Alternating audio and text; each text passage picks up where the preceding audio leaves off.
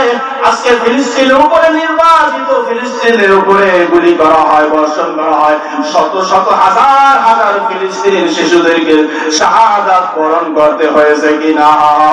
আজ যদি মুসলমান, কুষ্টিয়ার মুসলমান যদি ডাক আসে ইসলামের পক্ষে, ফিলিস্তিনের পক্ষে, আল আকসাকে রক্ষা করার পক্ষে যদি রাজপথে আমাদের বের হতে হয়, আমাদের শরীরের রক্ত আমরা দিতে রাজি আছি কিনা?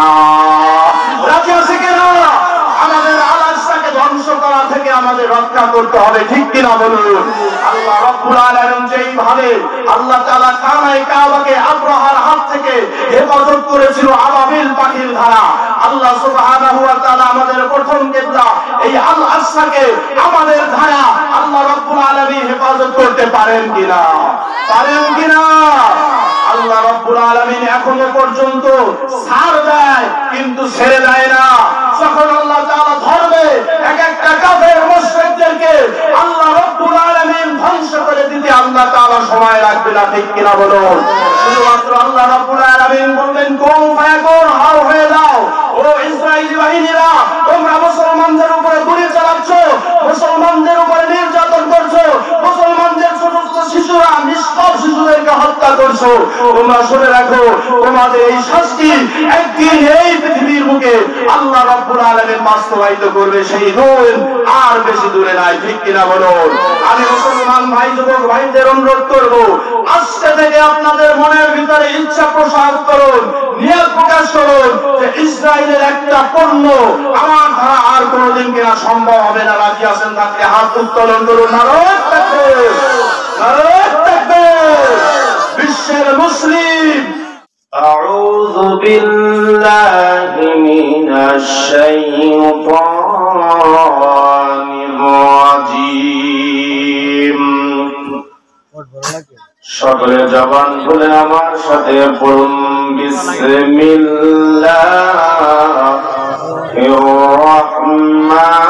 রাহমানির রাহিম। আলা ইন্না আউলিয়া আল্লাহি লা খাউফুন আলাইহিম ওয়া লা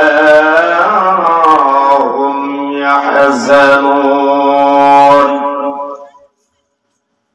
আল্লাযীনা আমানু ওয়া কানু ইয়াত্তাকুন।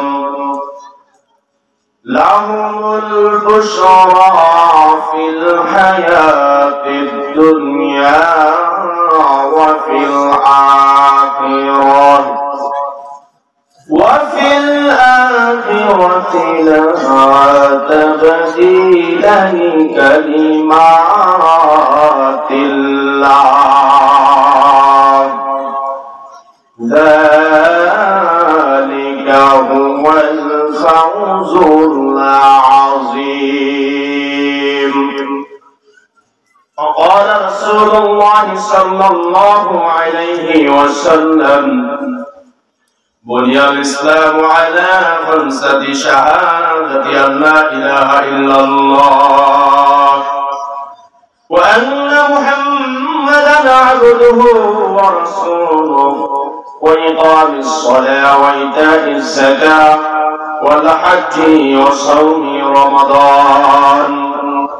وقال رسول الله صلى الله عليه وسلم الصوم لي وأنا أجزي به. وقال تعالى إن الله وملائكته يصلون على النبي يا أيها الذين آمنوا صلوا عليه وسلموا تسليما. সকলে জবান করে দুরূদ ইব্রাহিম পাঠ করি। اللهم صل على محمد وعلى آل محمد كما صليت على إبراهيم وعلى آل إبراهيم إنك حميد مجيد اللهم بارك على محمد وعلى آل محمد كما باركت على إبراهيم وعلى آل إبراهيم إنك حميد مجيد এই দুরূদের নাম কি জবান দিয়ে বলুন তো সবাই এই দুরূদ ইব্রাহিম মুখস্থ নাই এখানে যারা বসা আছেন এমন কোন ব্যক্তি নাই যার মুখস্থ নাই কারণ হলো এই দুরূদ ইব্রাহিম আমাদের নামাজের সময় পড়া লাগে কি না ভাই এই জন্য যাদের মুখস্থ আছে আপনারা একটু জবান করে পড়বেন লাভ হবে না লস হবে বেশি না কম কিরকম বেশি হাদিসের ভিতরে পাওয়া যায় বিশ্ব নবী রাহমাতুল লিল আলামিন তিনি বলেন দুনিয়ার বুকে যে সমস্ত উম্মতের আমল নামায় সবথেকে দুরূদের আমলটা একটু বেশি থাকবে কিসের আমল দুরূদের আমল একটু বেশি থাকবে তো কিয়ামতের ময়দানে হাসরের ময়দানে ওই উম্মত আমি নবীজির অনেক বেশি নিকটবর্তী থাকবে বলুন না সুবহানাল্লাহ আপনাদের এই এলাকার একজন ওয়ার্ড মেম্বার আছে কিনা আছে আপনাদের এই ইউনিয়ন পরিষদের একজন চেয়ারম্যান আছে কিনা আছে আপনাদের উপজেলা পরিষদের চেয়ারম্যান আছে কিনা আছে যে ব্যক্তি ওয়ার্ড মেম্বারের আশেপাশে থাকে তার সম্মান বাড়ে না কমে যে ব্যক্তি চেয়ারম্যানের নিকটবর্তী থাকে তার পাওয়ার বাড়ে না কমে আর যদি এমপি সাহেবের কাছে থাকে তাহলে আরো বেশি হয়ে যায় আর যদি মন্ত্রীর পাশে থাকে তাহলে তো আর কথাই নাই ভাইরা আমার হাসরের ময়দানে কিয়ামতের ময়দানে এমন একটা ভয়াবহ অবস্থা হবে মাগরিব থেকে এই পর্যন্ত প্রায় 10:30টা প্রায় এখন টাইম আপনারা অনেক মহামূল্যবান ব্যক্তিদের জবান থেকে মহাগ্রন্থ আল কোরআন কারীমের ব্যাখ্যা বিশ্লেষণ শুনেছেন হাসরের ময়দানে কিয়ামতের ময়দানে মুসিবতের সময় মানুষ মানুষকে কি চেনা যাবে আপনার আমার দুনিয়াতে সবচাইতে আপন বলতে কে আছে বলেন তো ভাইরা আমার খাবার খেতে বসেছেন এমন তো অবস্থায় আপনার ভাই তার খবর এসেছে আপনার ভাইয়ের মাথায় আঘাত দেওয়া হয়েছে ছোট ভাইয়ের মাথায় যখন আঘাত দেওয়া হয়েছে বড় ভাইয়ের কাছে সংবাদ চলে আসছে তখন কি ওই বড় ভাই খাবার সামনে নিয়ে খাবার কি আর খায় ওই বড় ভাই কিন্তু চলে যায় কিয়ামতের ময়দানে হাসরের ময়দানে সর্বপ্রথম বান্দা বান্দির সাথে দেখা হয়ে যাবে হলো ভাইয়ের সাথে কার সাথে আল্লাহর কোরআন মাজিদের ভিতরে আল্লাহ রাব্বুল আলামিন বলেন বিসমিল্লাহির রহমানির রহিম ইয়াওমা ইয়াফিরুল মারউ মিন আখিহি হাসরের ময়দানে কিয়ামতের ময়দানে ভাইয়ের সাথে সর্বপ্রথম দেখা হয়ে যাবে আর ভাইয়ের সাথে যখন দেখা হয়ে যাবে ভাই আজকে মহাশর মুসিবতের সময় একটা নেকির কারণে আমি জান্নাতে যাইতে পারছি না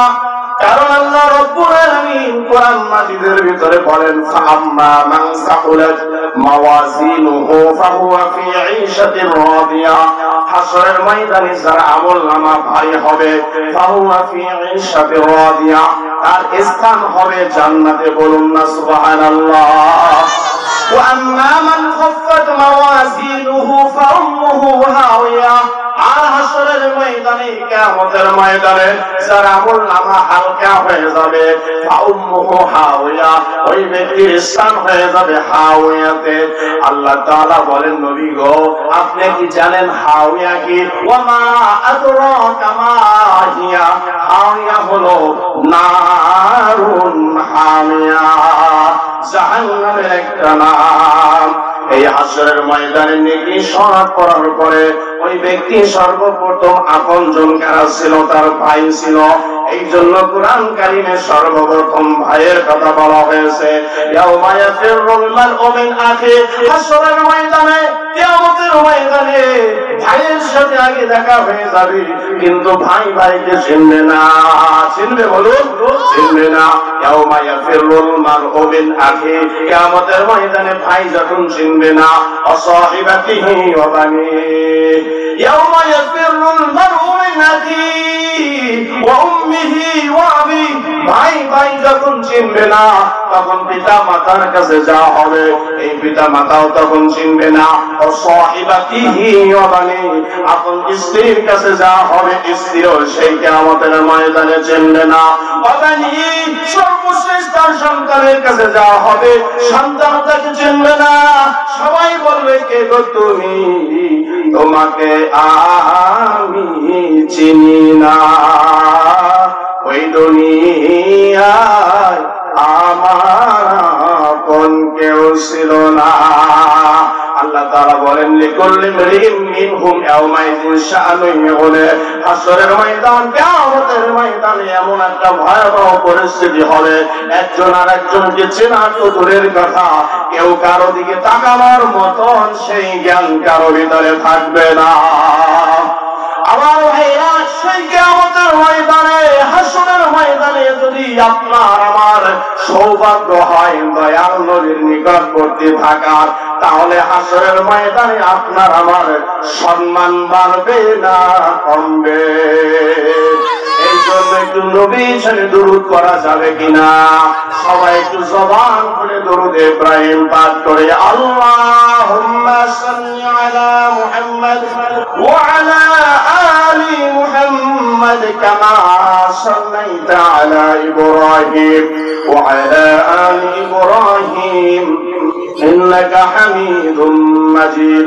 আল্লাহুম্মা বারিক আলা মুহাম্মাদ ওয়া আলা আলি মুহাম্মাদ কামা বারাকতা আলা ইব্রাহিম ওয়া আলা আলি ইব্রাহিম ইন্নাকা হামিদুম মাজিদ। ক্বালু সুবহানাকা লা ইলমা লানা إلا ما علمتنا إنك أنت العليم الحكيم. قال رب اشرح لي صدري ويسر لي أمري واحلل عقدة من لساني يفقهوا قولي. اللهم آمين. ربنا ظلمنا أنفسنا وإن لم تغفر لنا وترحمنا لنكونن من الخاسرين. ربنا آتنا في الدنيا حسنة وفي الآخرة حسنة وقنا عذاب النار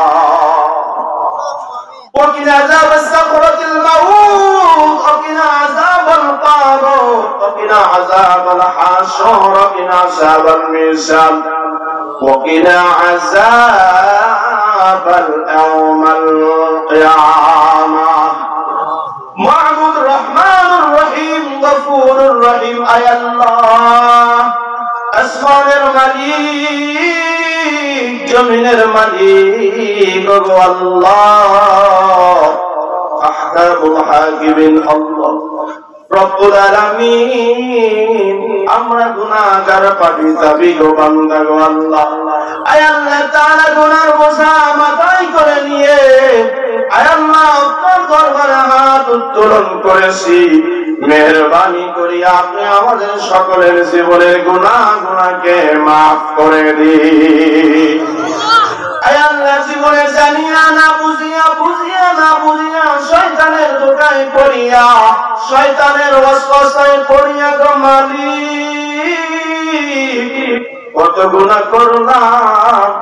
গুনার কথা স্মরণ করলে মনে হয় আমাদের জাহান্নাম ছাড়া উপায় নাই।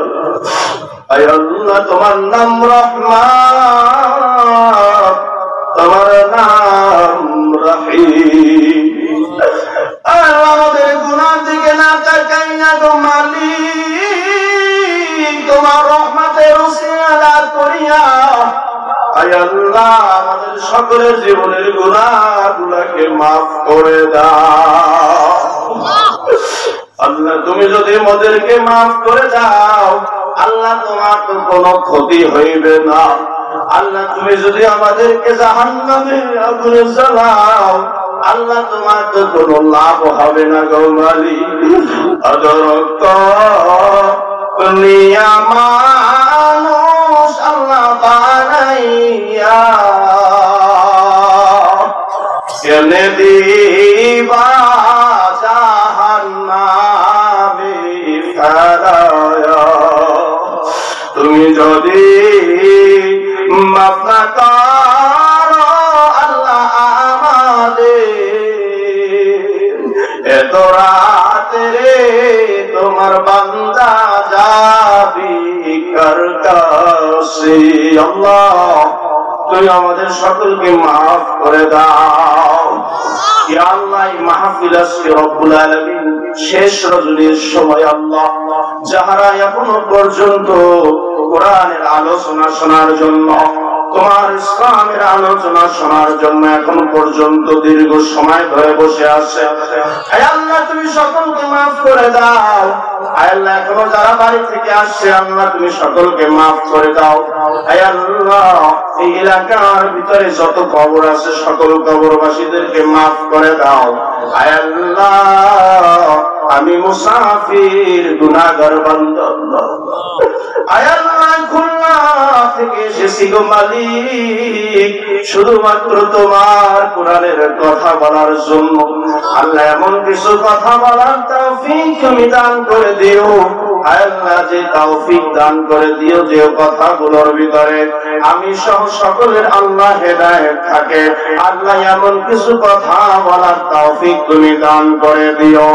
আয় আল্লাহ মাহফিলের যারা ব্যবস্থা করলো আল্লাহ, মাহফিলের যুবক ভাইরা আল্লাহ এলাকার সহযোগিতা যারা করলো সকলের সহযোগিতাকে কবুল করে নাও। আল্লাহ সকলের মনের নেক আশা পূরণ করে দাও। আল্লাহ সকলের বালা মুসিবত দূর করে দাও। আয় আল্লাহ আমরা হাত তুলেছি জানি না কার জানি জনম দুঃখিনী মা, জানি না কার জনম দুঃখিনী বাবা, আমাদেরকে ছেড়ে সাদা কাপড়ের কাফন পরিয়া এই দুনিয়ার মায়া সারিয়া ওই অন্ধকার কবরে চলে গেছেন। আল্লাহ আপনি আমাদের সকলের মা বাবার কবর গুলাকে জান্নাতের বাগান বানায়া দাও। আল্লাহ সকলের পিতা মাতার কবরটাকে জান্নাতের টুকরা বানায়া দাও। আয় আল্লাহ তুমি আমাদের সকলের হাত উঠানাকে কবুল করে নাও। রব্বিরহামহুমা কামা রাব্বায়ানি সাগীরা। اللهم وقل رب ارحمهما كما ربياني صغيرا। আল্লাহ আমার পূর্বে যারা আলোচনা করেছিল, আলোচক যারা ছিল আল্লাহ শাহিদ ভাইয়ের মা অসুস্থ, আল্লাহ তুমি তাকে সুস্থতা দান করে দাও। আল্লাহ এখানে আসার পরে শুনলাম এই মসজিদের ইমাম সাহেবের এক আত্মীয় মারা গেছে, আল্লাহ তুমি তাকে মাফ করে দাও। সুবহানা রাব্বিকা রাব্বিল ইজ্জাতি আম্মা ইয়াসিফুন وسلام على المرسلين। মাবুদ দিলে মোদের জবানে মৌতের সময় কালেমা নসিব করে দিও। সকলে পড়ি কালেমা লা ইলাহা ইল্লাল্লাহু মুহাম্মাদুর রাসূলুল্লাহ সাল্লাল্লাহু আলাইহি ওয়াসাল্লাম। সকলে বলি আলহামদুলিল্লাহ। সম্মানিত প্রিয় যুবক ভাইরা, মুরব্বী বাবাজিরা, আজকের মাহফিলের সম্মানিত সভাপতি সহ আজকের মাহফিলে আমার পূর্বে মহাগ্রন্থ আল কোরআন কারীম থেকে মহামূল্যবান কোরআনের কিছু নসিহত পৌঁছেছিলেন আমার প্রাণপ্রিয় বড় ভাই। এর পূর্বে আসর থেকে নিয়ে এই পর্যন্ত আজকের মাহফিলে মহাগ্রন্থ আল কোরআন মাজিদ থেকে আপনারা দীর্ঘ সময় ধরে আলোচনা শুনেছেন, বক্তারা আলোচনা করেছেন। তো আল্লাহ সুবহানাহু ওয়া তাআলা সর্বশেষ আমাকে এখন বর্তমান সময় বাজে কয়টা? প্রায় 11:30 নাকি? আপনাদের এই এলাকায় হলো আমি নতুন, আর আপনাদের সাথেও আমার পরিচয় নতুন, তাই না? কিন্তু কোরআন কি নতুন? কোরআন নাযিল করেছেন কে? আমার আজকে অত্যন্ত ভালো লাগছে এই জন্য, গতকাল মোরলগঞ্জ বাগেরহাট একটি মাহফিল ছিল, তো শ্রোতাদের দেখেছি যে অধিকাংশ বৃদ্ধ, কিন্তু আপনাদের এখানে এসে আমার খুবই ভালো লাগলো যে অর্ধেকের বেশি যুবক। বলি আলহামদুলিল্লাহ। তাহলে যেখানে যুবক ভাইরা বেশি আছে সেখানে মাহফিল চলবে নাকি সংক্ষেপ হবে? কি বলেন আপনারা? কোরআনের কথা। কার কথা? কোরআনের কথা। উপস্থিত হাজির, সর্বপ্রথম আমি আপনাদের মাঝে সালাম দিয়েছি, আবারও আমি আপনাদের সকলকে সালাম দিচ্ছি। যারা পর্দার আড়ালে আমার মা বোনেরা রয়েছেন, আমার সামনে আমার বয়সী যুবক ভাইরা, আমার পিতৃতুল্য মুরব্বী বাবাজীগণ, মঞ্চে উপবিষ্ট উলামা ইকরামগণ, মাইকের আওয়াজ যত দূর যায় সকলের প্রতি আমার উদাত্ত ভালোবাসা, সালাম। আসসালামু আলাইকুম ওয়া রাহমাতুল্লাহি ওয়া বারাকাতুহু।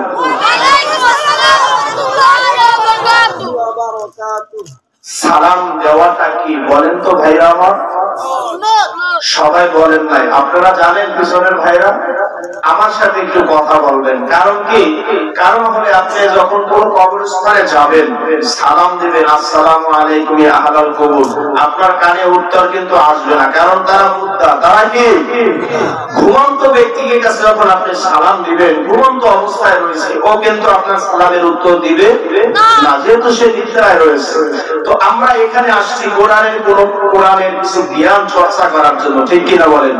আমি বড় কোনো বক্তা নয়, বড় কোনো আলেম নয়, বাস কোরআনের একজন স্টুডেন্ট, কোরআনের একজন তলবে আলিম, কোরআনের একজন পাগল। সেই হিসাবে কিছু কোরআনের মুযাকারা আমরা করতে এসেছি। এর ভিতর থেকে আল্লাহ রাব্বুল আলামিনের মহাগ্রন্থ কোরআনের যে বাণীগুলো আমাদের মাঝে আসবে, উপদেশমূলক, বর্জনমূলক, আমরা ইনশাআল্লাহ আমলের নিয়তে শুনতে পারবো না ইনশাআল্লাহ ভাই আমার। আলহামদুলিল্লাহ। তো সালাম দেওয়াটা হলো সুন্নাহ। আমি আপনাদের সালাম দিয়েছি, সালামের উত্তর দিবেন। সালামের উত্তর দেওয়া ওয়াজিব। সালামের উত্তর দেওয়া কি ওয়াজিব? নবীজি সাল্লাল্লাহু আলাইহি সাল্লাম বলেন, আগে যে ব্যক্তি সালাম দেয় তার অন্তরের ভিতর কোনো হিংসা অহংকার থাকে না। বলি আলহামদুলিল্লাহ। যে ব্যক্তির অন্তরের ভিতরে যারা পরিমাণ হিংসা অহংকার থাকবে, ওই ব্যক্তি আল্লাহর জান্নাতে যেতে পারবে। এই জন্য নবীজি সর্বপ্রথম আগে সালাম দিতেন। কি দিতেন? আগে সালাম দিতেন। সাহাবীরা নবীজিকে আগে সালাম দেওয়ার চেষ্টা করতো, কিন্তু নবীজির সাথে পারত না। আল্লাহু আকবার।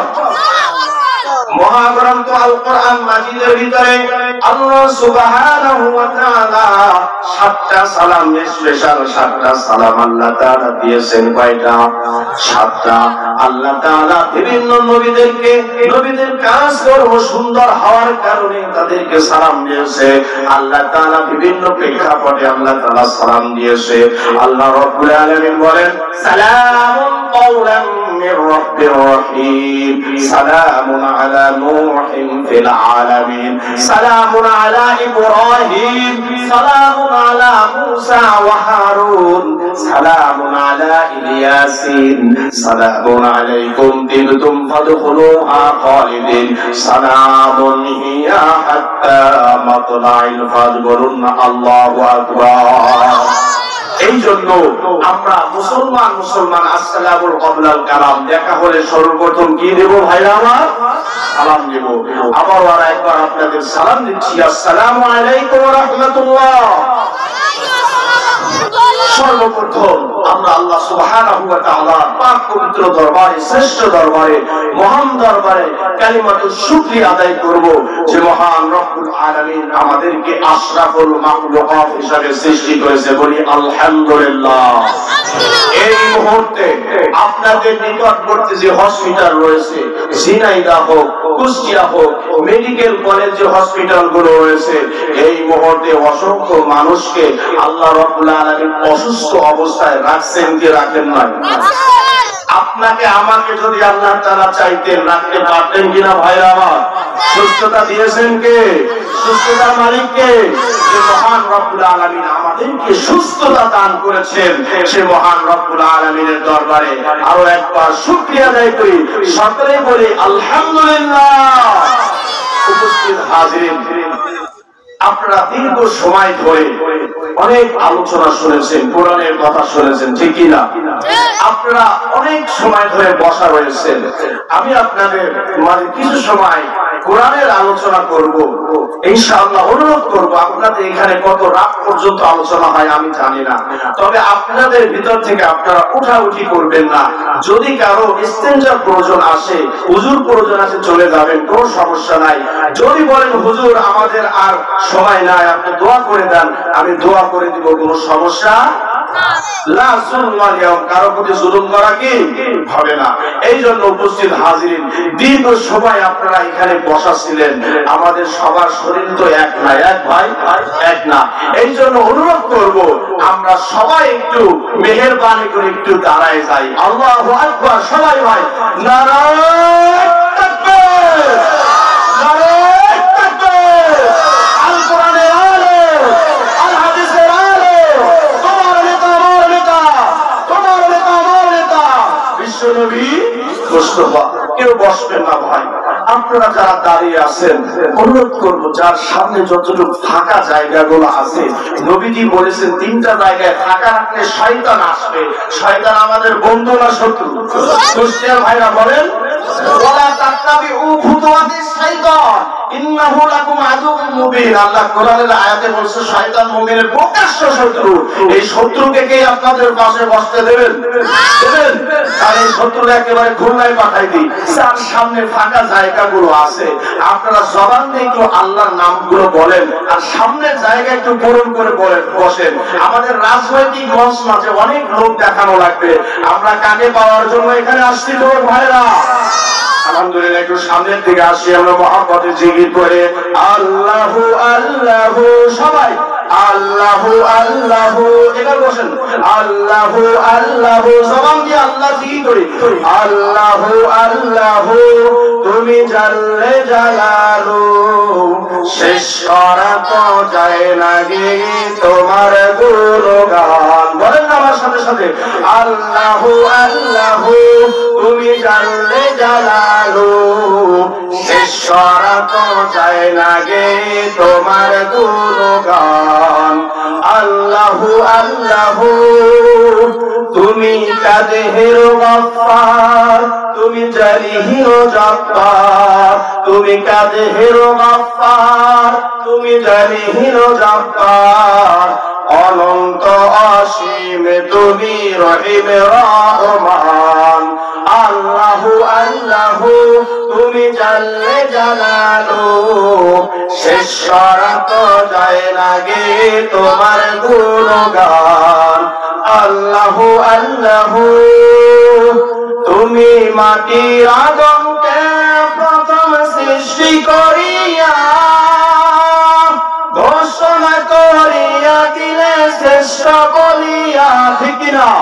তুমি মাটির আদমকে প্রথম সৃষ্টি করিয়া ঘোষণা করিয়া দিলে শ্রেষ্ঠ বলিয়া। তাই নূরের ফেরেশতা করে আদমকে সেজদা। তাই নূরের ফেরেশতা করে আদমকে সেজদা। তুমি সবার চেয়ে দিলে মাটির মানুষকে সম্মান। আল্লাহু আল্লাহু। তুমি জাল্লে জালালু, শেষ করা তো যায় না গে তোমার গুণগান। আল্লাহু আল্লাহু। যখন ইউনূস নবীরে খাইলো মাছতে গিলিয়া, ফেরেশতা পাঠাইলে তুমি ইসমে আজম দিয়া। যখন ইউনূস নবীরে খাইলো মাছতে গিলিয়া, ফেরেশতা পাঠাইলে তুমি ইসমে আজম দিয়া। দমে দমে তে হরদম পড়ছে ইসমে আজম। সে মাসের উদার হতে সে যে পেল পরিত্রাণ। আল্লাহ নবী হযরত ইউনূস আলাইহিস সালাতু ওয়াস সালামের নাম শোনেন না এমন কেউ নাই। কারণ আমি যে আয়াতে কারিমা তেলাওয়াত করেছি, যে আয়াত তিনটা পাঠ করেছি, এটা হলো সূরা ইউনূসের আয়াত। কোন সূরা বললাম? সূরাতুল ইউনূসের 62, 63 এবং 64 নম্বর আয়াত। এই তিনটা আয়াত এবং একটি হাদিস বলে আমি আপনাদের মাঝে মুসাফির। আমি দোয়া করব ইনশাআল্লাহ। আপনারা থাকবেন না যাবেন? থাকবেন তো ভাইরা আমার ইনশাআল্লাহ। আমি যদি খুলনা থেকে শত শত মাইল দূর থেকে এসে যদি আপনাদেরকে নিয়ে একটু দোয়ার আরজি করি, তাহলে আপনাদের বাড়ি তো এইখানে। যেহেতু অনেক রাত হয়ে গেছে, আমরা ইনশাআল্লাহ বেশি রাত করব না, অল্প সময় ধৈর্য ধরে থাকবেন ইনশাআল্লাহ। হযরত ইউনূস আলাইহিস সালাতু ওয়াস সালাম একজন নবী ছিলেন। এই নবীর নামে কোরআন কারীমের ভিতরে একটা সূরা রয়েছে। এই যে সূরার আয়াতটা আমি তেলাওয়াত করেছি 11 নাম্বার পারার 15 নাম্বার পৃষ্ঠার শুরুতেই তিনটা আয়াত আমি তেলাওয়াত করেছি। হযরত ইউনূস আলাইহিস সালাতু ওয়াস সালামের নামে এই সূরা। আল্লাহর নবী হযরত ইউনূস আলাইহিস সালাতু ওয়াস সালাম, আল্লাহ রাব্বুল আলামিন নবীদেরকে অনেক পরীক্ষা করেন কিনা বলেন? পরীক্ষা করেন কিনা? এই পরীক্ষা করার কারণে আল্লাহ তাআলা হযরত ইউনূস আলাইহিস সালাতু ওয়াস সালামকে মাছের গর্ভের ভিতরে দিয়ে দিলেন। এই মাছের গর্ভের ভিতরে যাওয়ার পরে একদিন নয়, 2 দিন নয়, কয়টা দিন মাছের গর্ভের ভিতরে ছিল? জবান দিয়ে বলেন তো ভাইরা আমার। 40টা দিন যখন ইউনূস নবী থাকলো, এমন অবস্থায় আল্লাহ রাব্বুল আলামিনকে স্মরণ করলো, আল্লাহ রাব্বুল আলামিনের কাছে দোয়া করলো। বিপদে পড়লে কার কাছে যাই আমরা? বিপদের কাছে আমরা আল্লাহ রাব্বুল আলামিনের কাছে চাই না। বিপদে যখন পড়ে যাই চলে যাই চেয়ারম্যান সাহেবের কাছে, বিপদে যখন পড়ে যাই চলে যাই মেম্বার সাহেবের কাছে, বিপদে যখন পড়ে যাই বাড়িতে চলে যাই, আমরা আদালতে চলে যাই। এই জন্য বিপদের সময় আমাদের কি করণীয় আছে? কাকে স্মরণ করতে হবে? আর করে বলুন কাকে? আল্লাহ রাব্বুল আলামিন কোরআন মাজিদের ভিতরে করেন, বিসমিল্লাহির রহমানির রহিম, ফাযকুরুনি আযকুরুকুম ওয়াশকুরুনি ওয়ালা তাকফুরুন। ও বান্দা বান্দীরা রে, তোমরা আমাকে স্মরণ করো, আমি আল্লাহ রাব্বুল আলামিন তোমাকে স্মরণ করব। আমার শুকরিয়া আদায় করো, আমার না শুকরিয়া আদায় করো না। এই জন্য বিপদ আপদ বালা মুসিবত যখন যে সময় যেটাই আসুক না কেন, তাকে স্মরণ করতে হবে।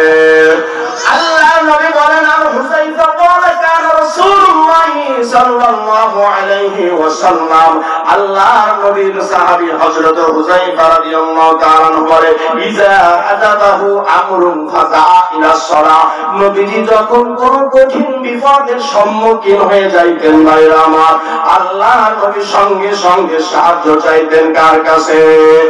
আল্লাহর কাছে। কিসের মাধ্যমে? নামাজের মাধ্যমে। কিসের মাধ্যমে? নামাজের মাধ্যমে নবীজি সাহায্য চাইতেন। হযরত ইউনূস আলাইহিস সালাতু ওয়াস সালাম আল্লাহর দরবারে দোয়া করলেন, রব্বি কারীম, এমন একটা জায়গায় আমি সিজদায় রয়েছি, এমন একটা জায়গায় আল্লাহ তোমাকে আমি স্মরণ করছি মালিক। এই মাসের গর্ভের ভিতরে পূর্বে কোন নবী সিজদা দেয় নাই, পূর্বে কোন নবী তোমাকে স্মরণ করে নাই। এই স্থানে বসে ওগো আল্লাহ, এই কঠিন মহাবিপদ থেকে তুমি আমাকে হেফাজত করে দোয়া করেছিল কে? হযরত ইউনূস নবী তখন দোয়া করেছিল, লা ইলাহা ইল্লা আনতা সুবহানাকা ইন্নী কুনতু মিনাজ জালিমিন।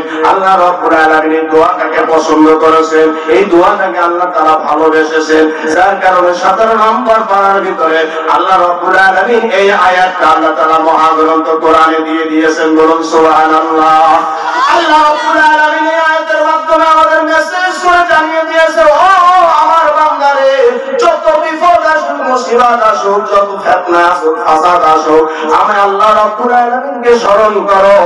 ফাস্তাজাবনা লাহু ওয়ানাজাইনাহু মিনাল গাম্মি ওয়া কাযালিকা নুনজিল মুমিনিন। সাহায্য দেওয়ার মালিক কে? আল্লাহ। আর জোরে বলুন কে? আল্লাহ। আল্লাহ বান্দা যদি বান্দার সাহায্য করে, দুনিয়ার সকল যদি ওই বান্দার বিপরীত হয়ে যায়, তাহলে ওই বান্দার একটা চুল পরিমাণ ক্ষতি করতে পারবে না। আসুন আলোচনার ভিতরে যাই, রাত যেহেতু গভীর হয়ে গেছে, কি বলেন তাই না? উপস্থিত হাজির আমার সাথে জবান দিয়ে বলুন বিসমিল্লাহির রাহমানির রাহিম। আলা ইন্না আউলিয়া আল্লাহি লা খাউফুন আলাইহিম ওয়া লা হুম ইয়াহজানুন। আল্লাহ রাব্বুল আলামিন এই সূরা ইউনূসের 62 নম্বর আয়াতে বলেন, আলা ইন্না আউলিয়া, জেনে রাখো, ইন্না নিশ্চয়ই আমি আল্লাহ রাব্বুল আলামিনের আউলিয়া, যারা আমার বন্ধু, যারা আমার দোস্ত, যারা আমার সাথে সুসম্পর্ক বজায় রাখে, এদের কোনো ভয় নাই, লা খাউফুন আলাইহিম ওয়া লা হুম ইয়াহজানুন, এদের কোনো ভয় নাই, এদের কোনো দুঃখ থাকবে না। বলুন না সুবহানাল্লাহ। আল্লাহর বন্ধুদের কোনো ভয় নাই। এবার আল্লাহর বন্ধু কারা, আল্লাহর ওলি কারা?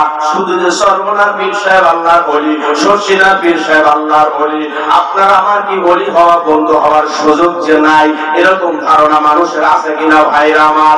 একটা মানুষ যদি হালাল ভাবে টাকা পয়সা উপার্জন করে, হালাল রিজিক উপার্জন করে, দৈনিক 5 ওয়াক্ত নামাজ আদায় করে, পিতা মাতার খেদমত করে, স্ত্রী পরিজন যারা আছে তাদের হক নষ্ট করে না, ওই ব্যক্তি হলো আল্লাহর বড় ওলি, ঠিক কিনা? ওলি পাওয়ার জন্য অনেক সময় দেখা যায় মাজারে যাইয়া সিজদা করে, মাজারে যাইয়া অনেক সময় মানত করে। এই ধরনের শিরকের ভিতরে আজকে আমাদের বাংলাদেশের মানুষ আছে কি নাই? আল্লাহ তাআলা বলেন, ইন্নাশ শিরকা লাযুলমুন আযীম, নিশ্চয়ই শিরক হলো বড় একটা জুলুম। আল্লাহ তাআলা সকল গুনাহ বান্দা বান্দির ক্ষমা করবে, কিন্তু দুইটা গুনাহ যদি বান্দা তুমি করো, বান্দি যদি তুমি করো, তোমার এই দুইটা গুনাহ মহান আল্লাহ কখনোই ক্ষমা করবে না। একটা গুনাহ হলো যদি কারো হক তুমি নষ্ট করো, ওই ব্যক্তি যতদিন তোমাকে ক্ষমা না করবে, মাফ না করবে, আল্লাহ রাব্বুল আলামিন তোমাকেও ক্ষমা করবে না। 2 নাম্বার হলো আল্লাহ সুবহানাহু ওয়া তাআলার সাথে যদি কেউ শিরক করে, এই শিরকের গুনাহ আল্লাহ তাআলা কখনোই মাফ করবে না।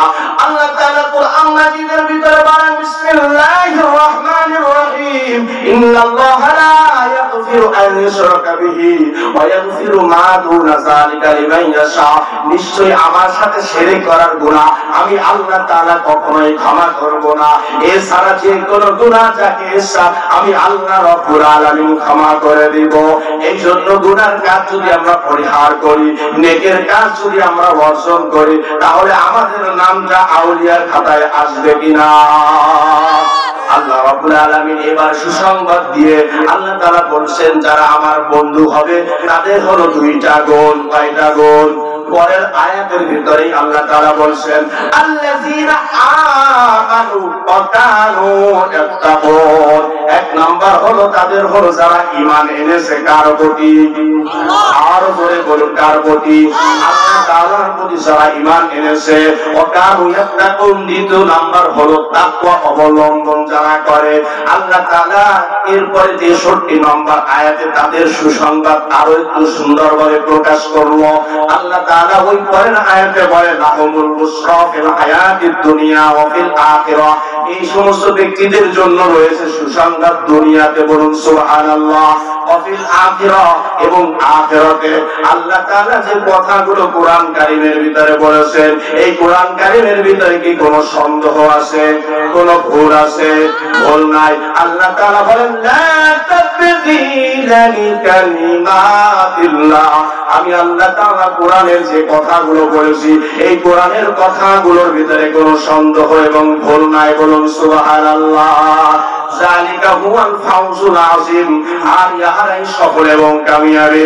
এখন আসুন, আল্লাহ তাআলা 2টা গুণের কথা বলেছেন। একটা হলো আল্লাযীনা আমানু ওয়া কানু ইয়াত্তাকুন, যারা ঈমান এনেছে কার প্রতি? কার প্রতি? আল্লাহ তাআলার প্রতি। ওয়া কানু ইয়াত্তাকুন, এবং তাকওয়া অবলম্বন করে। এখন আপনারা যারা এখানে বসা আছেন সবাই তো বলুন, আমরা কি ইমানদার কিনা? ইমানদার কিনা?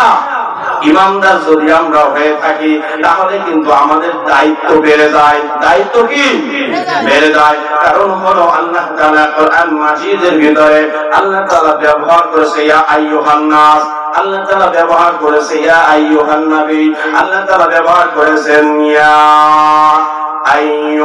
আইয়ুহাল্লাযীনা আমানু কুতিবা আলাইকুমুস সিয়াম কামা কুতিবা আলাল্লাযীনা মিন ক্বাবলিকুম লাআল্লাকুম তাত্তাকুন। বলুন না আল্লাহু আকবার। কার ঘোষণা? আল্লাহ রাব্বুল আলামিন সূরাতুল বাকারার 185 নম্বর আয়াতের ভিতরে একটা মাস খাওয়া যাবে না, একটা মাস রোজা রাখতে হবে, এই হুকুম করে দিয়েছেন কে? এই সামনেই যদি আসে আল্লাহ রহমত, এই একদিন পরেই আমাদের তারা দিয়ে আশা করা যায় নাকি? হ্যাঁ, রমজান আমাদের চলে আসছে না ভাই? এই রমজান যখন চলে আসবে দেখবেন এক শ্রেণীর মানুষ তখন চলে আসে, ওই ব্যক্তি বলে হুজুর আমার রমজান মাসের একটা ওয়াক্ত নামাজ আমার কাজা যায় না, আমার রমজান মাসে কোনো নামাজ আমাকে মসজিদে ছাড়া পাবেন না, কিন্তু হুজুর আমি রমজানের রোজা রাখতে পারি না। বলুন না নাউজুবিল্লাহ। কিছু শ্রেণীর মা বোন আছে হুজুর আমি রোজা রাখতে পারি না, আমার পেটে গ্যাস্ট্রিক হয়ে যায়, আমার পেটের সমস্যা হয়ে যায়, রোজা রাখতে পারি না। আবার কিছু কিছু চার দোকানের ভিতরে দেখবেন এরকম পর্দা টানাইয়া ভিতরে ভিতরে চা পান করে আছে কিনা? ও মুসলমান, আমরা আজকে বুকে হাত দিয়ে দাবি করছি আমি ইমানদার, কিন্তু ইমানদারের আখলাক তো এটা না, ইমানদারের চরিত্র এটা না। আজকে অনেক মুসলমান নামদারি, তারা মুসলমান দাবি করে, মুখের ভিতরে মাস্ক পরে, এই মাস্ক পরার পরে এই মাস্কের ভিতরে থাকে পান, বাইরে থেকে কেউ যেন না দেখতে পারে। আল্লাহ তাআলার চোখকে ফাঁকি দেওয়া যায়। দুনিয়ার কোনো মানুষ দেখছে না, দুনিয়ার কোনো মানুষ জানছে না, কিন্তু তুমি মাস্কের ভিতরে যে পান চাবাইয়া চাবাইয়া আড়ালে খাও, আল্লাহ সুবহানাহু ওয়া তাআলা এমন একজন আহকামুল হাকিমিন, কেউ যদি না দেখে ওই আল্লাহর চোখ তুমি আমি ফাঁকি দিতে পারবো না। আল্লাহ তাআলা এই জন্য ইমানদারকে ডাক দিল ইয়া আইয়ুহাল্লাযীনা আমানু, এই ইমানদারগণ কুতিবা আলাইকুমুস সিয়াম, তোমাদের উপরে একটা মাস রোজা রাখার জন্য আমি আল্লাহ নির্দেশ দিয়েছি। হুকুম কার? রোজা রাখতে হবে কিনা? এখন এই রোজা যখন আমরা রাখবো একটা মাস শুধু সাদিক থেকে নিয়ে সূর্যাস্ত পর্যন্ত এই খানা পিনা থেকে এবং স্ত্রী সহবাস থেকে দূরে থাকতে হবে, একটা কঠিন একটা বিষয় মনে হয় না? আল্লাহ রাব্বুল আলামিন বলেন ভয় পাওয়ার কোনো কারণ নাই, আমি আল্লাহ তোমাদের উপরে যেভাবে মাহে রমজানের রোজাকে ফরজ করে দিয়েছি, আমি আল্লাহ রাব্বুল আলামিন পূর্ববর্তীদের উপরে ফরজ করেছিলাম লাআল্লাকুম তাত্তাকুন, যাতে করে তোমরা তাকওয়া অবলম্বন করতে পারো। কি অবলম্বন? তাকওয়া অবলম্বন করতে পারো। আমার ভাইরা, আজকে শাবান মাসের শেষের দিকে নাকি?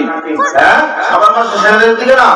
এই রজব মাস যখন আসতো, এই শাবান মাস যখন আসতো, আপনার আমার নবী বিশ্বনবী রাহমাতাল লিল আলামিন নবীজি একটা দোয়া করতেন, আল্লাহ সুবহানাহু ওয়া তাআলার দরবারে দোয়া করতেন।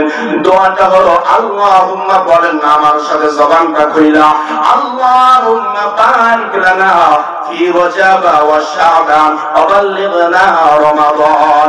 আল্লাহ এই শাবান এবং রজব মাসের বরকত তুমি আমার উপরে নসিব করো এবং আমার হায়াতকে মাহে রমজান পর্যন্ত পৌঁছায়া দাও। হায়াতের মালিককে আল্লাহ, রিজিক থাকে তপারেতে, হায়াত থাকে পায়, যার যেখানে মৃত্যু থাকে সে সেইখানে যায়, ঠিক কিনা? মৃত্যু থেকে যত পালায়ন করো, মৃত্যু থেকে পালায়ন করা যাবে না। আইনা মা তাকুনু ইদরিকুমুল মাউতু ওয়ালা কুনতুম ফি বুরুজিম মুশাইয়াদা, যদি তোমরা মৃত্যু থেকে পালায়ন করো, এই মৃত্যু থেকে পালায়ন করার জন্য সীসা প্রাচীরের ভিতরে যদি তোমরা আত্মগোপন হও, ওইখানেই তোমার মালাকুল মউত হাজির হয়ে যাবে। নবীজি সাল্লাল্লাহু আলাইহি ওয়াসাল্লাম যখন এই মাহে রমজান মাস আসার পূর্বে দোয়া করতেন, আল্লাহ আমার হায়াতকে রমজান পর্যন্ত পৌঁছায়া দাও। কারণ হলো ভাইরা আমার, এই রমজান মাস পর্যন্ত যদি আমরা আমাদের হায়াত পাই, আমাদের ইবাদত করা সহজ হয়ে যাবে। আল্লাহর নবী এই শাবান মাসের চাঁদের শেষের দিকে সাহাবীদের লক্ষ্য করে ডাক দিয়ে বলে, সাহাবীরা সামনে আসো, সাহাবীরা সকলে সামনে আসো। আল্লাহ নবী বললেন, তোমরা এই মাহে রমজান মাসে 4টা কাজ করবে। কয়টা কাজ? আবার জোরে বলুন, কয়টা কাজ? 4টা কাজ তোমরা মাহে রমজান মাসে করবা। 1 নাম্বার হলো জবান দিয়ে রোজা থাকা অবস্থায় মিথ্যা কথা বলা যাবে? হ্যাঁ, মিথ্যা কথা বলা যাবে না। জবান দিয়ে কালেমা করবা। কি করবা? কালেমা। জবান দিয়ে কালেমা পড়লে কি আমাদের লাভ হবে না লস হবে? একটু জবান দিয়ে বলেন না, লা ইলাহা ইল্লাল্লাহ, লা ইলাহা ইল্লাল্লাহ। হিংসা ছাড়ো, নিন্দা ছাড়ো, ছাড়ো মনের অহংকার। ঠিক কিনা? 1 সেকেন্ডের নাই ভরসা তোমার আমার জীবনটা। লা ইলাহা লা ইলাহা ইল্লাল্লাহ মুহাম্মাদুর রাসূলুল্লাহ। সকলেই বলেন সাল্লাল্লাহু। এই কালেমার সম্মান অনেক বেশি না কম? এই কালেমাকে সবাই আল্লাহ নসিব করেন, নসিব করেন না রে ভাই? একটু খেয়াল করে দেখেন, এই কালেমা এমন একটা কালেমা, আল্লাহ নবী হযরত মুসা আলাইহিস সালাতু ওয়াস সালামের নাম কোরআন মাজিদের ভিতরে বেশি পাওয়া যায়। এর কারণ কি বলেন তো? মুসা নবী তুর পাহাড়ে কথা বলতো কার সাথে? কার সাথে? আল্লাহর সাথে কথা বলতেন। কথা বলতে বলতে এক পর্যায়ে বলে, রব্বি কারীম, তুমি কি রাত্রে বেলায় ঘুমাও না? তোমার কি রাত্রে বেলায় আমাদের মতন ঘুম আসে না? আল্লাহ রাব্বুল আলামিন বলে, নবী মুসা রে, আগামীকাল রাত্রে বেলায় তোমাকে আমি একটা ডিউটি দিচ্ছি। এই ডিউটিটা হলো, তোমাকে একটা গিলাস ভর্তি, কাছের গিলাস পানি ভর্তি দিলাম। এই বোতল ভর্তি এই গিলাসটা নিয়ে তুমি রাত্রে সারা রাত দাঁড়িয়ে থাকবা। পরের দিন কারা এই গিলাস অবস্থায়, পানি অবস্থায় আমার কাছে হাজির হইবা। নবী মুসা আলাইহিস সালাতু ওয়াস সালাম গিলাসটা হাতের ভিতরে নিয়ে সারা রাত দাঁড়ানোর জন্য চেষ্টা করলো, কিন্তু রাত্র যখন একটু গভীর হয়ে গেল, কিছুদিন পরে ঝিমটে চলে আসলো চোখের ভিতরে, গিলাসটা পড়ে ভেঙে গেল। এমন তো অবস্থায় হযরত মুসা আলাইহিস সালাতু ওয়াস সালাম পরের দিন আল্লাহর কাছে হাজির হইল তুর পাহাড়ে। আল্লাহ রাব্বুল আলামিন ডাক দিয়ে বলে, ও মুসা রে, তোমাকে গতকালকে আমি একটা তোমাকে গিলাস দিয়েছিলাম, কাছের গিলাস। এই গিলাসটা তো তোমাকে বলেছিলাম যেন না ভাঙে, এই গিলাসটা ভাঙা অবস্থায় কেন নিয়ে আসছো? নবী মুসা ডাক দিয়ে বলে, আল্লাহ, তুমি গতকালকে আমাকে বলেছিলা রাত্র সারা রাত যেন উজাগার থেকে এই গিলাসটা হাতে ধরে দাঁড়ায় থাকার নির্দেশ তুমি আমাকে দিয়েছিলা, কিন্তু আমি পারি নাই। আমার চোখে ঘুম আসার পরে গিলাসটা ভেঙে গিয়েছিল। আল্লাহ রাব্বুল আলামিন ডাক দিয়ে বলে, ও মুসা রে, আমি আকামুল হাকিমিন, আমি আল্লাহ রাব্বুল আলামিন যদি রাত্র বেলায় ঘুমায় যায়, আমার বান্দা দুনিয়া ধ্বংস হয়ে যাবে, আমার এই দুনিয়া ধ্বংস হয়ে যাবে। আমি যদি ঘুমায় যাই, গভীর রজনীতে যখন আমার বান্দা তাহাজ্জুদের সালাত আদায় করিয়া আমি আল্লাহ রাব্বুল আলামিনের দরবারে যদি কিছু চাই, যদি দোয়া করে, দোয়া মাফের জন্য দোয়া করে, তখন আমি আল্লাহ রাব্বুল আলামিন ওই বান্দা বান্দির চাহিদা কেমন করে পূরণ করব। এই জন্য কোরআন মাজিদের সর্বশ্রেষ্ঠ যে আয়াতটা, আয়াতুর নাম হলো আয়াতুল কুরসি। এই আয়াতুল কুরসির ভিতরে আল্লাহ রাব্বুল আলামিন বলেন, আল্লাহু লা ইলাহা ইল্লা হুয়াল হাইয়ুল কাইয়ুম। বলুন না সুবহানাল্লাহ। তিনি আল্লাহ এক অদ্বিতীয়, তিনি আল্লাহ রাব্বুল আলামিন চিরঞ্জীবী, চিরস্থায়ী। বলুন সুবহানাল্লাহ। আল্লাহ রাব্বুল আলামিনের নিন্দাও আসে না, আল্লাহ তাআলার কোন ধরনের ঘুমও আসে না। বলুন সুবহানাল্লাহ।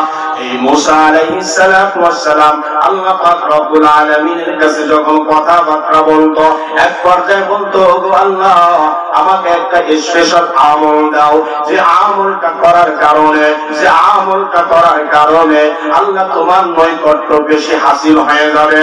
আল্লাহ রাব্বুল আলামিন হযরত মুসা আলাইহিস সালাতু সালাতামকে বলে দিলেন, তুমি এখনই পড়ে নাও লা ইলাহা ইল্লাল্লাহু মুসা কালিমুল্লাহ।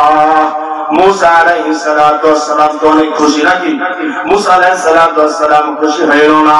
আল্লাহর নবী মুসা নবী ডাক দিয়ে বলে, রব্বি কারীম, আমি তোমাকে এমন একটা স্পেশাল দোয়া চাইলাম, এই দোয়াটা তুমি আমাকে দিলা না, কিন্তু কেমন একটা এই কালেমা তো সকল নবীর উম্মতরা পড়ে।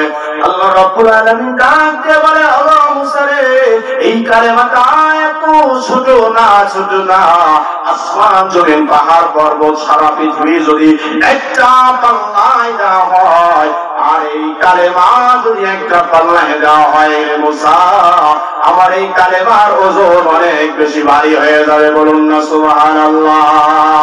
এই কালেমার দাম আছে কি নাই? আছে কি নাই?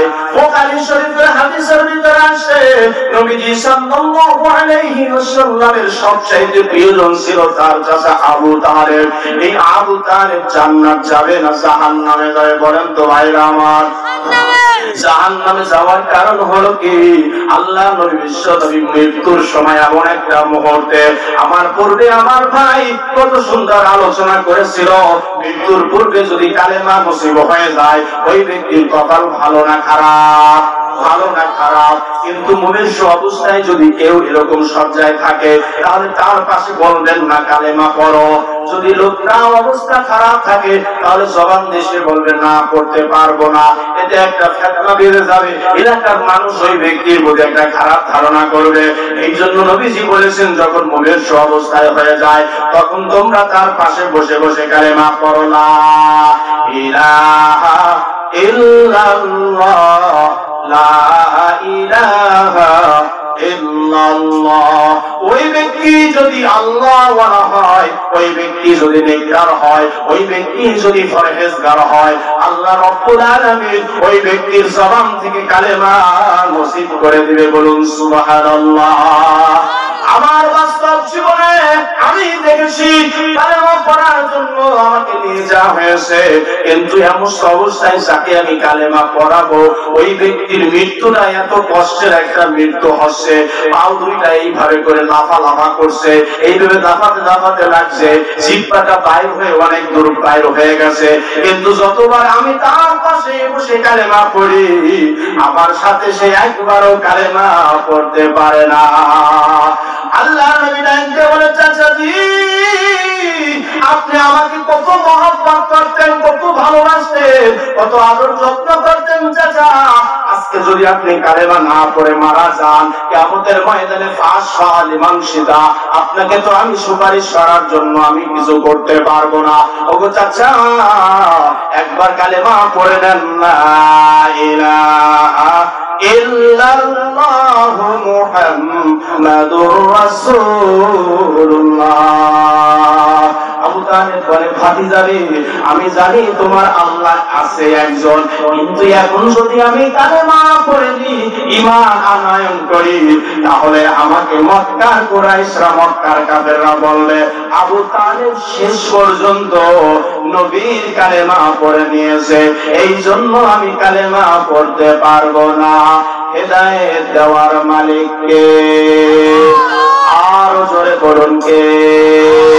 আল্লাহ রাব্বুল আলামিন যদি বান্দা বান্দিকে হেদায়েত দিয়ে দেয়, ওই যে বিলাল রাদিয়াল্লাহু তাআলা আনহু মসজিদের নববীর মুয়াজ্জিন, এই বিলালকে আল্লাহ তাআলা এমন হেদায়েত দান করেছেন, হযরত বিলালের উপরে এত নির্যাতন করা হলো, এত অত্যাচার করা হলো, মরুভূমির উপরে বিলাল রাদিয়াল্লাহু তাআলা আনহুকে চাবুক মারার পরে, চাবুকে নির্যাতন করার পরে হযরত বিলালকে মরুভূমির উপরে শুয়ে রাখা হতো, আর গা থেকে যখন রক্তগুলো চিমকি চিমকি বের হতো, এমন তো অবস্থায় বড় বড় পাথর দিয়ে বুকের উপরে চাপা দিয়ে রাখতো ভাইয়া। কিন্তু হযরত বিলাল জবান থেকে কালেমা দূর করে নাই। সুবহানাল্লাহ। হেদায়েত দেওয়ার মালিককে বলুন আল্লাহ। আল্লাহ যদি আপনাকে আমাকে হেদায়েত না দান করে, হেদায়েত যদি না দেয়, তাহলে হেদায়েত পাওয়া সম্ভব নয়। আল্লাহ রাব্বুল আলামিন দুইটা ব্যক্তির জন্য দোয়া করে দিয়েছিল আল্লাহর নবী। একজন ছিল হযরতে ওমর ফারুক রাদিয়াল্লাহু তাআলা আনহু। কি নাম বললাম? হযরতে ওমর এবং আবু জাহেল। এই দুইজন ইসলামের বন্ধু ছিল না শত্রু ছিল? জবান দিয়ে বলেন তো, শত্রু ছিল কিনা বলুন। আল্লাহর বিশ্বনবী মক্কাতুল মুকাররমায় তাওহীদ প্রচারের সময়, কালেমা দাওয়াত দেওয়ার সময় এই কাফের মুশরিক বেঈমান যারা ছিল, এরা নবীজি সাল্লাল্লাহু আলাইহি সাল্লামের উপরে এত বেশি অত্যাচার জুলুম নির্যাতন চালিয়ে দিয়েছিল, নবীজি সাল্লাল্লাহু আলাইহি সাল্লাম এই মক্কায় থাকতে পারে নাই। নবীজি সাল্লাল্লাহু আলাইহি সাল্লাম মক্কা ছেড়ে মদিনায় হিজরত করেছিল। ঠিক কিনা বলো? আজ পর্যন্ত এই বাংলার জমিনে যারা আলেম ওলামাদেরকে পছন্দ করে না, আলেম ওলামাদেরকে ভালোবাসে না, যারা রমজান মাস আসলে যারা বলে রোজা রাখার জন্য ইফতারি করবেন, ইফতারিতে বরই দিয়ে ইফতারি করবেন। ঠিক কিনা বলুন? আজ পর্যন্ত এমন ধরনের মানুষ সমাজে আছে কিনা বলুন? দুঃখজনক বিষয় হলো সত্য, সামনে মাহে রমজান মাস আসছে, দ্রব্যমূল্য ঊর্ধ্বগতি কমানোর দরকার, কিন্তু আমাদের বাংলাদেশের মন্ত্রী যারা রয়েছে, তারা শিল্পমন্ত্রী, তিনি বলেন যে ইফতারির সময় বরই দিয়ে তোমরা ইফতারি করো। কি দিয়ে করো? বরই দিও। আহারে ভাই, আল্লাহ নবী বলেন যদি কেউ সর্বপ্রথম ইফতারি করে সে যেন খেজুর দিয়ে ইফতারি করে। কি দিয়ে? খেজুর দিয়ে ইফতারি করে। কারণ হলো কোন ব্যক্তি যদি সকালবেলা 7টা খেজুর খায়, আসলে খেজুর যদি 7টা খায়, আল্লাহ তাআলা হাবিব বলে ওই দিন যদি বিষাক্ত কোন সাপটাকে দর্শন করে, আল্লাহ রাব্বুল আলামিন তাকে ওই বিষাক্ত রোগ থেকে হেফাজত করবে। সুবহানাল্লাহ। নবীজি আমার বলে ইফতারির সময় যখন হয়ে যাবে তখন সর্বপ্রথম তোমরা খুরমা দিয়ে ইফতারি শুরু করো। খুরমা যদি না থাকে পানি দিয়ে, পানি যদি না থাকে অন্য মিষ্টি কোনো দ্রব্য দিয়ে। আমার ভাইরা, যারা বর্তমান ক্ষমতার দায়িত্বে রয়েছেন, আপনারা যারা দায়িত্বে আছেন, আপনারা জনগণের চিন্তা করবেন জনগণ কেমন করে ভালো থাকতে পারে, জনগণ কেমন করে শান্তিতে এই রমজান মাস অতিবাহিত করতে পারে। অন্য অন্য মুসলিম কান্ট্রির ভিতরে চলে যান, যারা মুসলিম কান্ট্রি আছে, রমজান মাস আসার সাথে সাথে তাদের দ্রব্য মূল্য কমে যায় আর সবাই রোজা রাখতে তাদের সহজ হয়ে যায়। আর আমাদের বাংলাদেশের অবস্থা এত অবস্থা খারাপ, এই রমজান মাস আসলে আমাদের বাজারের দাম ডবল হয়ে যায়। আল্লাহ নবী বলেন এই সমস্ত অসৎ ব্যবসায়ীকে যারা দুনিয়ার মধ্যে এইরকম ব্যবসা করে, কিয়ামতের ময়দানে, হাসরের ময়দানে ওই ব্যক্তি আগে জাহান্নামের ভিতরে যাবে। ঠিক কিনা বলুন? এই জন্য আল্লাহ তাআলা বলে ওয়া আহাল্লাল্লাহুল বাইআ ওয়া হারামার রিবা, আমি আল্লাহ ব্যবসাকে হালাল করেছি আর সুদকে হারাম করেছি। আমাদের বর্তমান সমাজের কিছু অসাধু ব্যবসায়ীরা রয়েছে যারা বেশি মুনাফা পাওয়ার কারণে রমজান মাসের খেজুরগুলা গোডাউনে পর্যাপ্ত করে রাখে কিনা বলুন? এই জন্য নবীজি সাল্লাল্লাহু আলাইহি ওয়াসাল্লাম বলেন মাহে রমজান মাস যখন আসবে তখন তোমরা কালেমা বেশি করে পড়বে। বাবাজি রে, এই কালেমা বড় সম্মানিত কালেমা। এই কালেমা তোমার আমার কাছে আসছে সাধারণ ভাবে আসে নাই। অনেক সাহাবীদের জীবনের বিনিময়ে এই কালেমা আসছে, অনেক সাহাবীদের রক্ত দেওয়ার কারণে এই কালেমা আসছে। নবীজি আমার সাল্লাল্লাহু আলাইহি ওয়াসাল্লাম দেখলেন একজন সাহাবী কান্না করছে। এই সাহাবীর নাম হযরত সাদ সালামী রাদিয়াল্লাহু তাআলা আনহু। আল্লাহ নবী ডাক দিয়ে বলে, ও সাদ, কেন তুমি কান্না করো? কি হয়েছে? তোমার কান্নার উদ্দেশ্য কি? ইয়া রাসূলুল্লাহ, ইয়া হাবিবাল্লাহ, 8টা মাস হয়েছে ইসলাম গ্রহণ করেছি, ধর্ম গ্রহণ করেছি, কিন্তু আমি সাদের চেহারা সুন্দর না, আমার গায়ের ভিতরে কালো কালো বসন্তের দাগ রয়েছে। হুজুর, মদিনার এলিতে ঘুরতে ঘুরলাম, কেউ আমি সাদের সাথে মেয়ে বিবাহ দিতে চায় না। এই জন্য আমার চোখের ভিতরে পানি।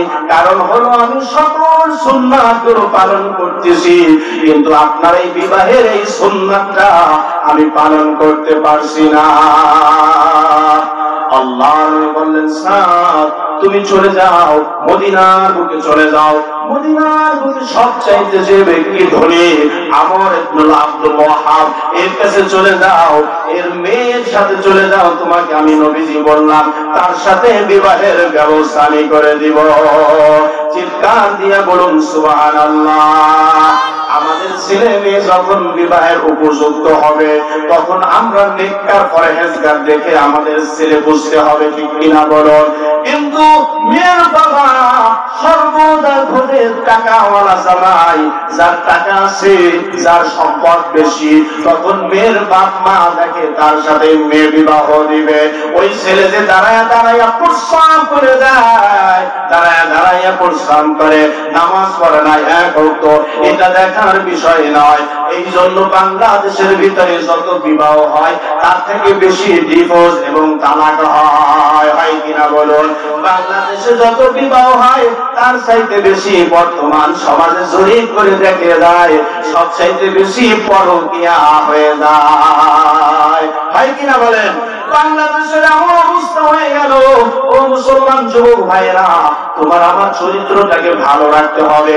এই চরিত্রটাকে যদি আমরা ভালো রাখি আল্লাহ রাব্বুল আলামিনের কাছে দামি হওয়া যাবে। আর এই চরিত্র ভালো রাখতে যাইয়া তোমার আমার সুন্নাত হলো, নবীর সুন্নাত হলো বিবাহ করা। এই বিবাহ নবীজি বলেছেন বিবাহ আমার সুন্নাত, তোমরা এই বিবাহ করো, বিবাহের ভিতরে বরকত পাওয়া যাবে। হযরত সাদ সালাফি রাদিয়াল্লাহু তাআলা আনহু হযরত নবীর কথা শোনার পরে চলে গেল ওমরের বাড়ি, আব্দুল ওয়াহাবের বাড়ি চলে গেল। ওমর ইবনে আব্দুল ওয়াহাবের বাড়ি যাইয়া সালাম দিল, কে তুমি? বলে আমি নবী দেওয়ালা, মদিনা থেকে আল্লাহর নবী আমাকে পাঠিয়েছে। বলে কি কারণে পাঠিয়েছে? বলে পাঠানোর উদ্দেশ্য হলো আপনার ঘরে নাকি একটা সুন্দরী মেয়ে আছে, এই সুন্দরী মেয়ের সাথে আমার বিবাহের ব্যবস্থা নবীজি করে দিয়েছে। বলুন সুবহানাল্লাহ।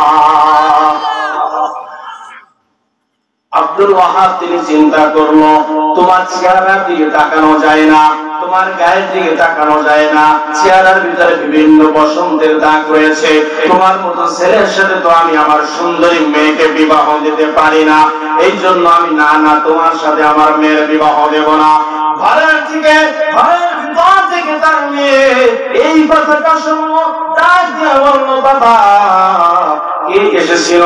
বলে এসেছিল একজন ব্যক্তি, তার নাম হলো সাদ সালামে। বলে কি কারণে এসেছে? বলে তোমার কাছে বিয়ের প্রস্তাব দেওয়ার জন্য এসেছে। বলে তাহলে প্রস্তাবটা কি সে দিয়েছে না অন্য কেউ দিয়েছে? বলে প্রস্তাবটা দিয়েছে হলো মুহাম্মাদুর রাসূলুল্লাহ সাল্লাল্লাহু আলাইহি ওয়াসাল্লাম। মেয়ে কেমন নেককারিনী ছিল দেখেন। মেয়ে ডাক দিয়ে বলে, বাবা যখন সাদ সালাফিকে নবীজি সাল্লাল্লাহু আলাইহি ওয়াসাল্লাম আমার জন্য পছন্দ করেছে পাত্র হিসাবে, তাহলে আমি পাত্রী আমার অনুমতি ছাড়া তুমি কেন তাকে সরায়া দিলা, কাদায়া দিলা, তারায়া দিলা? যাও যাও ওই সাদকে নিয়ে আসো। ওই সাদের সাথে যেহেতু নবী আমার বিবাহের কথা বলেছে, ওই সাদের সাথে আমি বিবাহ করব। বলুন না সুবহানাল্লাহ। আমার যুবক ভাইরা, পর্দার আড়ালে মা বোনেরা, বিবাহ যখন করবেন তখন ছেলে নামাজি কিনা দেখবেন, ছেলে পরহেজগার আছে কিনা দেখবেন। ওই ছেলে যদি নেককার হয়, পরহেজগার হয়, ওই ধারা আপনার সংসার শান্তিতে থাকবে। আর আপনি যদি ছেলের চেহারা দেখেন, অর্থ সম্পদ দেখেন, এইগুলা খোঁজেন, তাহলে ওই সংসারের ভিতরে কিন্তু দিনদার না পাওয়া গেলে অশান্তি লেগে থাকবে। কথা ঠিক কিনা? এমন অবস্থায় হযরত সাদ রাদিয়াল্লাহু তাআলা আনহু মদিনায় ফিরে আসলেন, কিন্তু আব্দুল ওয়াহাব চলে আসলো। ওয়াহাব জোহরি যখন চলে আসলো, আসার পরে বলে যে ও সাদ, আমার ভুল হয়ে গেছে, নবীজি যে সিদ্ধান্ত দিয়েছে তোমার সাথে আমার মেয়ের বিবাহের জন্য আমি রাজি হয়ে গেলাম। আল্লাহ নবী সাহাবীদেরকে দিয়ে 600 দিরহাম পরিশোধ করার জন্য সাদের কাছে কোনো টাকা ছিল না, অর্থ ছিল না, সম্পদ ছিল না। নবীজি বললেন, ও সাহাবীরা, সাদের দেন মোহরের জন্য কে কি দিবা? এক সাহাবী সহযোগিতা করলো, 600 দিরহাম যখন দেওয়া হলো, এই 600 দিরহাম নিয়ে বিবাহ হয়ে গেল। হযরত সাদ রাদিয়াল্লাহু তাআলা আনহু বিবাহ করার পরে বউয়ের জন্য দেনমোহরের খাবার কেনার জন্য, সামগ্রী কেনার জন্য বাজারে চলে গেল।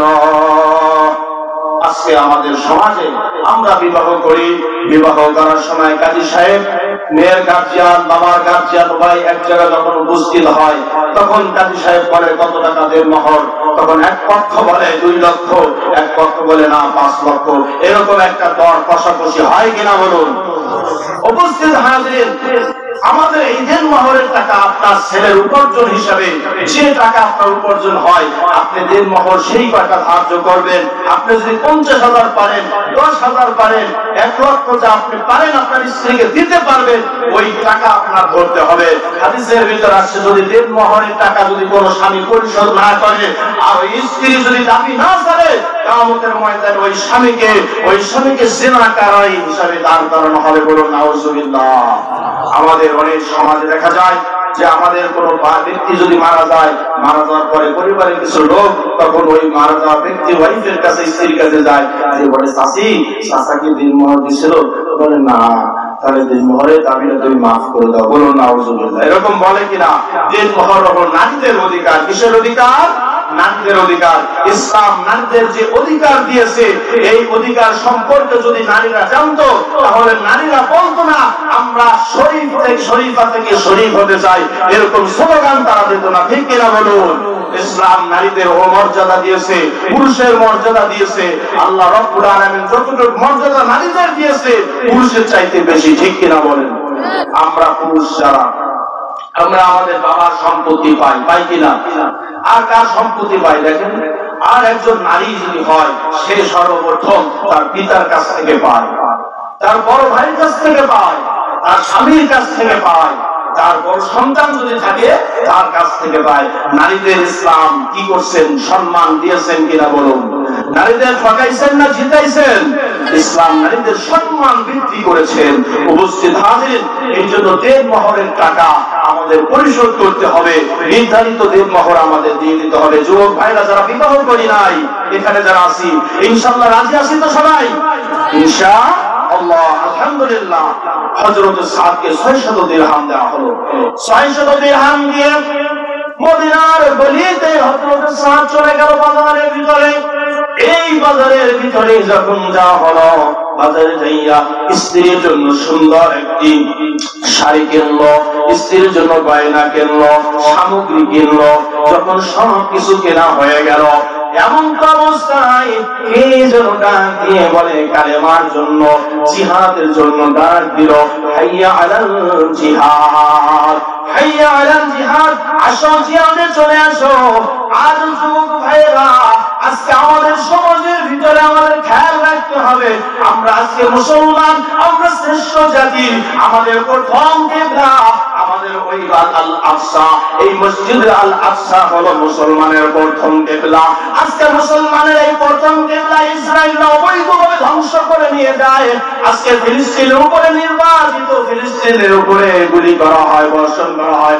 শত শত হাজার হাজার ফিলিস্তিনের শিশুদেরকে শাহাদাত বরণ করতে হয়েছে কিনা? আজ যদি মুসলমান কুষ্টিয়ার মুসলমান যদি ডাক আসে ইসলামের পক্ষে, ফিলিস্তিনের পক্ষে, আল আকসাকে রক্ষা করার পক্ষে, যদি রাজপথে আমাদের বের হতে হয়, আমাদের শরীরের রক্ত আমরা দিতে রাজি আছি কিনা? রাজি আছি কিনা? আমাদের আল আকসাকে ধ্বংস করা থেকে আমাদের রক্ষা করতে হবে। ঠিক কিনা বলুন? আল্লাহ রাব্বুল আলামিন যেইভাবে আল্লাহ তাআলা কাবায়ে কাবাকে আব্রাহার হাত থেকে হেফাজত করেছিল আবাবিল পাখির দ্বারা, আল্লাহ সুবহানাহু ওয়া তাআলা আমাদের প্রথম কিবলা এই আল আকসাকে আমাদের দ্বারা আল্লাহ রাব্বুল আলামিন হেফাজত করতে পারেন কিনা? পারেন কিনা?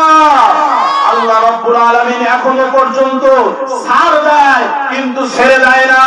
যখন আল্লাহ তাআলা ধরবে এক একটা কাফের মুশরিকদেরকে, আল্লাহ রাব্বুল আলামিন ধ্বংস করে দিতে আল্লাহ তাআলা সময় রাখবে না। ঠিক কিনা বলুন? শুধুমাত্র আল্লাহ রাব্বুল আলামিন বলবেন কোন ফায়াকুন, হাও হয়ে যাও। ও ইসরাইলি বাহিনীরা, তোমরা মুসলমানদের উপরে গুলি চালাচ্ছ, মুসলমানদের উপরে নির্যাতন করছো, মুসলমানদের সমস্ত শিশু শিশুরা নিষ্পাপ শিশুদেরকে হত্যা করছো, তোমরা শুনে রাখো তোমাদের এই শাস্তি একদিন এই পৃথিবীর বুকে আল্লাহ রাব্বুল আলামিন বাস্তবায়িত করবে, সেই দিন আর বেশি দূরে নাই। ঠিক কিনা বলুন? আমি মুসলমান ভাই যুবক ভাইদের অনুরোধ করব, আজকে থেকে আপনাদের মনের ভিতরে ইচ্ছা প্রসার করুন, নিয়ত প্রকাশ করুন যে ইসরায়েলের একটা পণ্য আমার দ্বারা আর কোনোদিন কেনা সম্ভব হবে না। রাজি আছেন? থাকলে হাত উত্তোলন করুন। নারায়ে তাকবীর, নারায়ে তাকবীর। বিশ্বের মুসলিম এক হও, জিহাদ করো, হাত নামান। আমার ভাইরা, এই হযরত সাদ রাদিয়াল্লাহু তাআলা আনহু জিহাদের ডাক যখন চলে আসলো, আর ঘরে বসে থাকার সময় নাই। ঘরে বসে থাকার সময় আছে? বিড়ালের মতন 500 বছর বেঁচে থাকার কোনো লাভ নাই। সিংহের মতন, মুসলমানদের মতন 1 ঘন্টা বেঁচে থাকবো, কোরআন বুকে নিয়ে বেঁচে থাকবো। ঠিক কিনা বলুন? আবার ভাইরা, হযরত সাদ রাদিয়াল্লাহু তাআলা আনহু যখন জিহাদের ডাক চলে আসলো, এই জিহাদের ডাক চলে আসার সাথে সাথে হযরত সাদ সাহাবী স্ত্রীর জন্য যে সামগ্রীগুলো কিনেছিল, এই সামগ্রীগুলো যখন কেনা হয়ে গেল, এই সামগ্রীগুলো আবার দোকানে নিয়ে যাওয়া হলো। দোকানদার ভাইকে বলল, ও দোকানদার ভাই, আমার এই সামগ্রীগুলো নেন আর আমাকে জিহাদের জন্য একটা সরঞ্জাম দিয়ে দেন। বলুন আল্লাহু আকবার। হযরত সাদ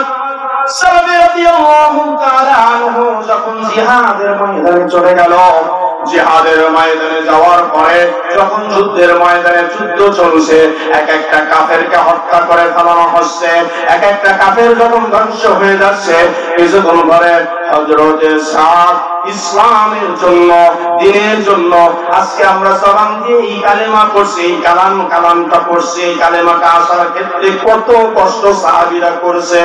এই সাহাব কিছুক্ষণ পরে হঠাৎ করে একজন কাফের এসে সাদের গায়ে আক্রমণ করলো, আঘাত করলো। আঘাত করার সাথে সাথে মস্তিষ্কের ভিতর থেকে রক্ত বের হয়ে হযরত সাদ শাহাদাত বরণ করলো। আল্লাহু আকবার।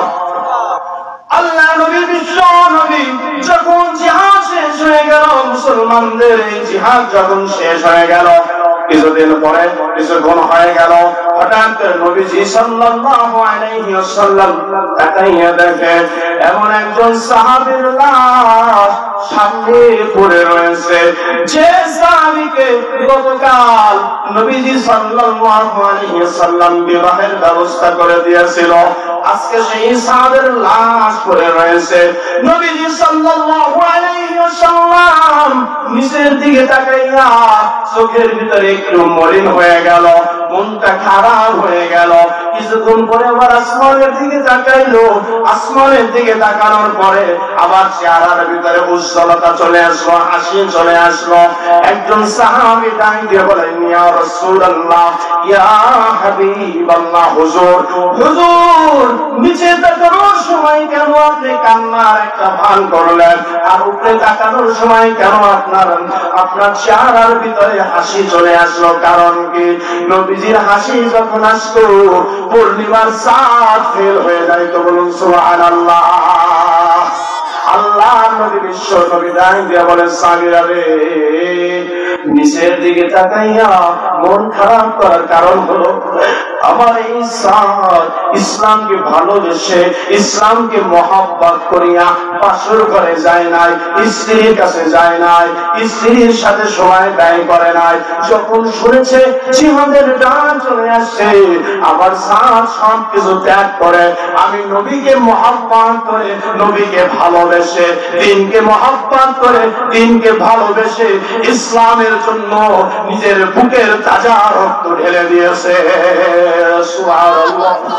এই কষ্টে আমি কান্না করি, আমার সাদ আমি নবীকে কত বেশি ভালোবাসো।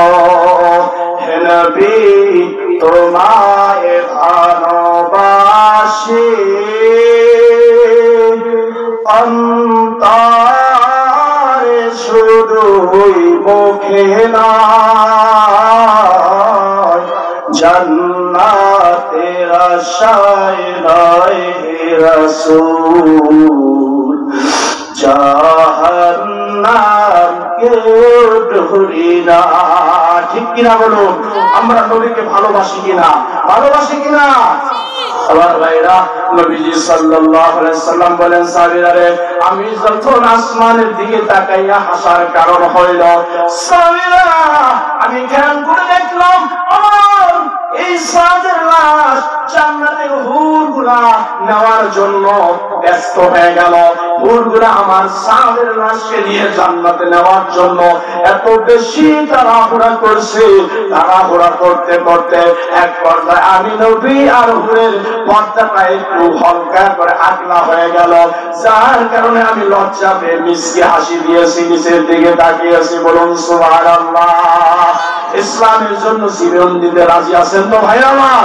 রাজি আছেন ইনশাআল্লাহ?